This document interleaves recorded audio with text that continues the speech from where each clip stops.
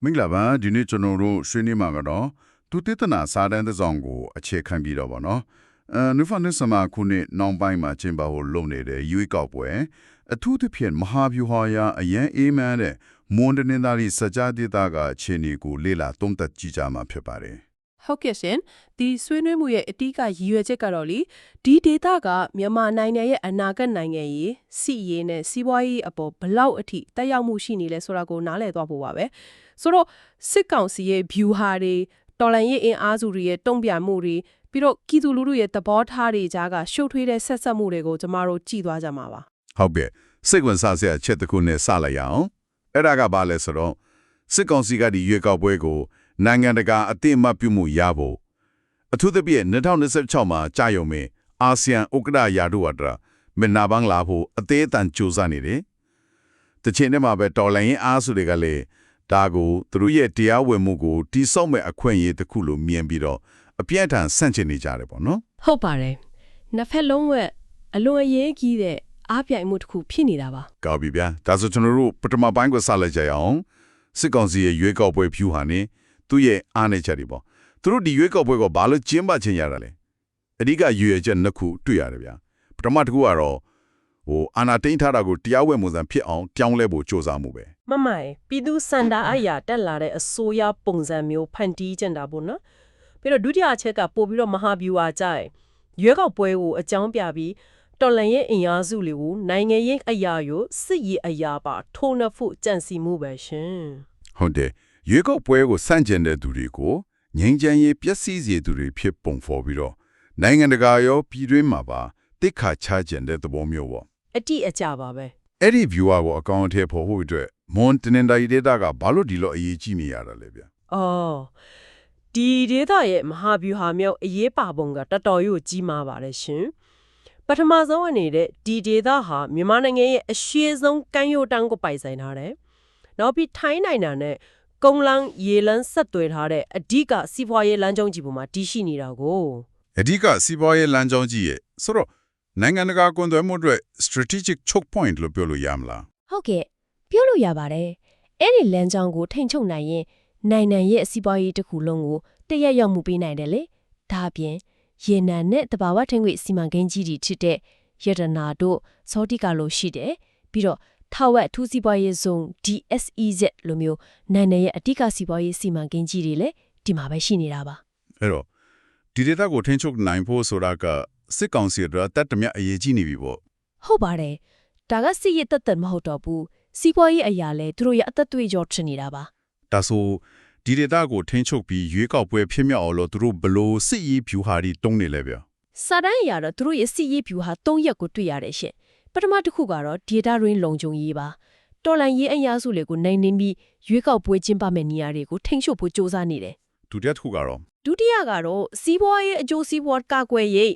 DSEZ နဲ့တက်ကွင်းစီမံကိန်းတွေကိုတော်လန်ရေးအင်အားစုတွေမတိုက်ခိုက်နိုင်အောင်ကာကွယ်ဖို့ပေါ့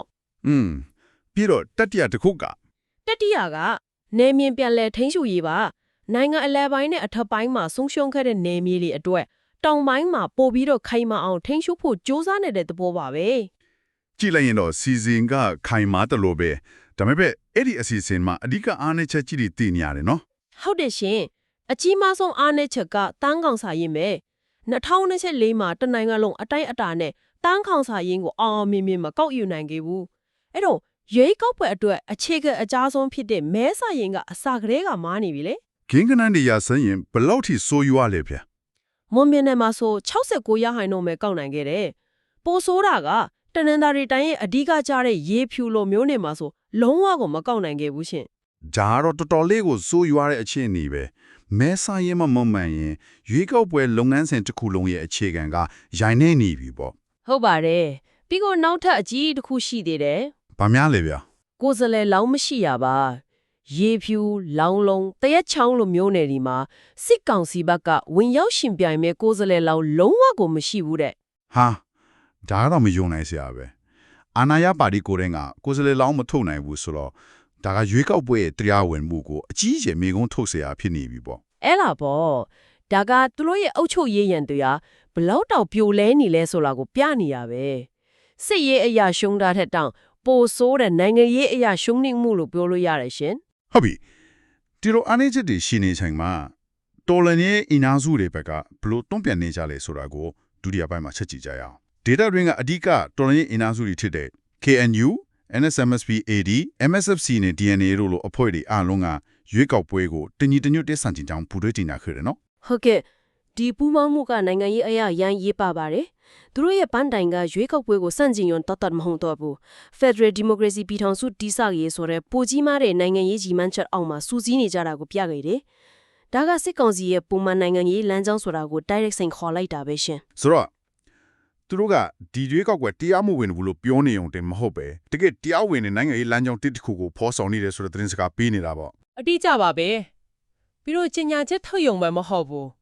းလက်တွေ့လုံးဆောင်မှုတွေလည်းရှိလာတယ်ဥမာအနေနဲ့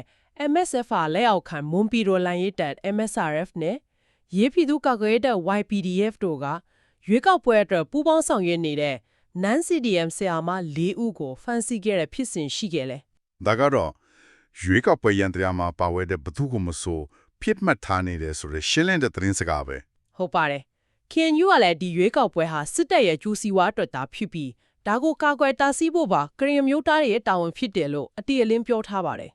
ဒီစရနဲ့မှာစီးရဲမှာပြရပညာရှင်တူရဲ့ပြောစကားတစ်ခုကိုကိုးကားထားတာကျွန်တော်တော်တော်လေးသဘောကျတယ်ဒေါ်လာရဲ့စိတ်ဓာတ်ကိုကောင်းကောင်းပုံဖော်နိုင်လို့ပဲ ဘယ်စကားများလဲရှင် ကျွန်တော်တို့ကတနင်္သာရီပိုင်မွန်ပိုင်ကရင်ပိုင်ပြောနေတာမဟုတ်ဘူးအားလုံးကတော်လန်ရေးပိုင်ပဲတဲ့ဒီစကားကသူတို့ကလူမျိုးစုနေမြေရေးထက်ပိုချေပြန့်တဲ့တော်လန်ရေးရည်မှန်းချက်အတွက်တိုက်ပွဲဝင်နေတယ်ဆိုတာကိုရှင်းရှင်းလင်းလင်းပြနေတယ်ဗျာ အဲ့ဒီအချက်ကအရန်ရေးကြီးပါတယ်ဆိုလိုတာကသူတို့ဟာကိုယ်နယ်မြေအတွက်ပဲတိုက်နေကြတာမဟုတ်ပဲနိုင်ငံတစ်ခုလုံးရဲ့အနာဂတ်အတွက်နိုင်ငံရေးစစ်နစ်တစ်ခုကိုတိစောက်ဖို့ကြိုးစားနေတယ်ဆိုတဲ့အတိတ်ပဲ ဟုတ်ကဲ့ဒါပေမဲ့ဒီလိုနှစ်ဖက်အားပြိုင်မှုတွေကြားမှာပြည်သူလူထုကတော့အခက်အခဲတွေအများကြီးနဲ့ရင်ဆိုင်နေရတယ်နော် ဟုတ်တယ်ရှင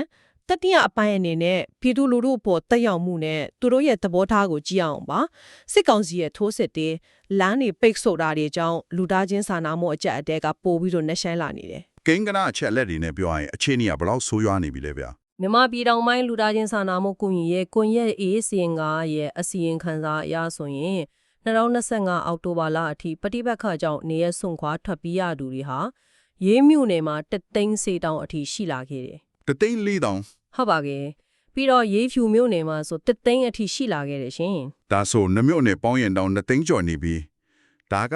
တော်တော်ကြီးမားတဲ့အရေးအတွက်ပဲသူတို့ရဲ့နေစဉ်ဘဝတွေအသက်မွေးဝမ်းကြောင်းလုပ်ငန်းတွေအပေါ်တက်ရောက်မှုကတော့ အလွန်ကိုကြီးမားတာပေါ့ရှင်မိသားစုတွေဟာသူတို့ရဲ့အိမ်တွေလဲရမြေတွေစီးပွားရေးတွေကိုစွန့်ခွာပြီးတော့တောတောင်တွေထဲမှာဒါမှမဟုတ်ပြည်လူတွေအောင်မှာခိုလုံနေကြရတယ်ပညာရေးကျန်းမာရေးစောင့်ရှောက်မှုတွေကလုံးဝကိုပြိုလဲနေပြီ ဒီလိုခက်ခဲတဲ့အခြေအနေမှာပြည်သူတွေရဲ့နိုင်ငံရေးသဘောထားကတော့ဘယ်လိုရှိလဲပြည်သူ့လှုပ်ရှားမှု platform PPM ကလုပ်ခဲ့တဲ့ People System မှာအဖြေတွေကတော်တော်လေးရှင်းလင်းတယ်နော် ဟုတ်ကဲ့ဘာတွေ့ရလဲရှင် အဲ့ဒီ system မှာပါဝင်ခဲ့တဲ့လူ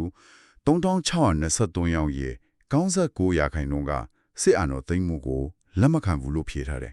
ပြီးတော့96ရာခိုင်နှုန်းကရွေးကောက်ပွဲမှာမဲပေးမှာမဟုတ်ဘူးလို့ပြောခဲ့ကြတယ် 96ရာခိုင်နှုန်းဒီစစ်တမ်းရလက်ကအရန်ကိုအရေးကြီးပါတယ်ဒါကပြည်သူလူထုဟာစစ်ကောင်စီရဲ့ရွေးကောက်ပွဲကိုလုံးဝတရားမဝင်ဘူးလို့သတ်မှတ်ထားကြောင်းညွှန်ပြနေတာပဲပြည်သူထောက်ခံမှုမရှိတဲ့ရွေးကောက်ပွဲဟာဘလို့မှအောင်မြင်မှာမဟုတ်ဘူးလေ ဟုတ်တယ်လူတို့ရဲ့ဒီသဘောထားကဒေါ်လာနီအင်အားစုရဲ့ဗျူဟာအတွက်အခိုင်အမာဆုံးသောနိုင်ငံရေးထောက်ပံ့ထိလာစေတာပေါ့ မှတ်ပါတယ်ရှင်သူတို့ရဲ့လှုပ်ရှားမှုတွေဟာပြည်သူစံတန်းနဲ့တစ်ထက်ထိကြနေတယ်ဆိုတာကိုတက်တည်ပြနေတာပဲ ကောင်းပါတယ်အခုကျွန်တော်တို့ဆွေးနွေးခဲ့တာတွေကိုအနစ်ချုပ်ကြည့်အောင်မွန်တနင်္သာရီဒေသကခြေနေကိုကြည့်ရင်စစ်ကောင်စီကရွေးကောက်ပွဲကိုနိုင်ငံရေးအရာအသက်ဆက်ရှင်တန်ဖို့စ조사နေပေမဲ့လက်တွေ့မှာတော့စစ်ရေးနိုင်ငံရေးနဲ့လူထုထောက်ခံမှုအဘက်ဘက်ကကြက်တင်းနေရင်ဆိုင်နေရကိုတွေ့ရတယ်ဗျ ဟုတ်ပါတယ်အနာကအလားကိုခံမှန်ရရင်တော့ဒီရွေးကောက်ပွဲဟာနိုင်ငံရေးပြည်သူနာကိုဖြည့်ရှင်းနိုင်မှာမဟုတ်ဘဲပฏิပတ်ခကိုပုံမကြာရှည်ခြင်းပဲလမ်းစတစ်ခုဖြစ်လာနိုင်ခြင်းမျောပါတယ်ရှင် ဆိုလိုတာကရွေးကောက်ပွဲပြီးသွားရင်တောင်တင်းငင်ထွားပါမဟုတ်ဘူးပေါ့ ဟုတ်တယ်စစ်ကောင်စီကမြို့တချို့ကိုထိန်းချုပ်ပြီးရွေးကောက်ပွဲကိုအတင်းအဓမ္မလှုပ်လိုက်ရင်တောင်ကျင်းလက်တီထားတဲ့နဲ့ထောက်ပံ့ရေးလမ်းကြောင်းတွေကိုတော်လိုင်းရေးအင်အားစုတွေကဆက်လက်ထိန်းချုပ်ထားနိုင်ဝယ်ရှိလေ အဲ့ဒီခါကျရင်ဘလို့အခြေအနေမျိုးဖြစ်လာနိုင်လဲ ဒါဟာနိုင်ငံကိုနှစ်ခန့်ခွဲအာဏာတိစောက်ပုံလို့ခေါ်တဲ့အခြေအနေစီဥတီတွားစေနိုင်တယ် နှခမ်းကွယ်အာနာတိစောက်ပုံအဲ့ဒါကိုနည်းနည်းလေးရှင်းပြပေးပါလား ရှင်းပြပါမယ်ရှင်အဲ့ဒါကတစ်ဖက်မှာစစ်ကောင်စီရဲ့အုပ်ချုပ်ရေးရန်တရားရှိမယ်နောက်တစ်ဖက်မှာတော်လှန်ရေးအင်အားစုတွေရဲ့အုပ်ချုပ်ရေးရန်တရားဒီလို de facto အခြေအနေမျိုးဖြစ်လာနိုင်တာပါနှစ်ဖွင့်လုံးကကိုယ်နယ်မြေမှာကိုခွင်ကဥပဒေထုတ်ပြန်အုပ်ချုပ်ရေးတွေလှုပ်လာနိုင်တယ်ဒါကနိုင်ရောင်ကိုဒီဖေးဖေးနှချမ်းကွဲသွားစေနိုင်တဲ့အနေရှိပါတယ် ဒါဆိုရင်တော့နားထောင်သူတွေအတွက်စဉ်းစားစရာမိခွန်းတစ်ခုနဲ့အဆုံးသတ်လိုက်ချင်ပါတယ်နိုင်ငံတကာနိုင်ငံရဲ့အခြေခံအုတ်မြစ်ဖြစ်တဲ့ရွေးကောက်ပွဲတစ်ခုဟာဖြည့်ရှင်းမှုစီမှုဦးတည်ပဲပုံမနှဆိုင်တဲ့ပဋိပက္ခတွေရဲ့အစပြိုရဇက်ခုံတစ်ခုဖြစ်လာတဲ့အခါအဲ့ဒီနိုင်ငံရဲ့အနာဂတ်ဟာဘယ်လိုလမ်းကြောင်းပေါ်ဆက်ရှောင်းလမ်းနိုင်မလဲဆိုတာကတော့လေးလေးနက်နက်စဉ်းစားစရာအချက်တစ်ခုပဲဖြစ်ပါတယ်